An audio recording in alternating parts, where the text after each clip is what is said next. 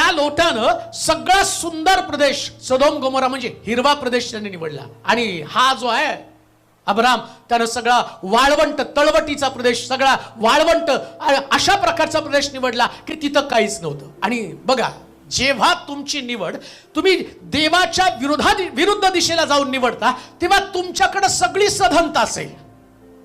पण जेव्हा तुम्ही प्रभूला निवडता त्याला शरण जाता आणि तुम्ही देवाबरोबर चालताना वाळवंट असेल पण वाळवंटामध्ये झरे उत्पन्न करणारा तुमचा देव, वाळवंटामध्ये झरे उत्पन्न करणारा तुमचा देव. म्हणून लक्षात ठेवा चालताना लोट नसला तरी चालेल पण देव असणं अतिशय गरजेचं आहे. लोटाचा त्याग करा पण परमेश्वराकडे आपली दृष्टी लावा. आता परमेश्वराकडे दृष्टी लावल्या कारणानं अब्राम देवाबरोबर चालला, सधन झाला, परमेश्वराला शरण गेला. पण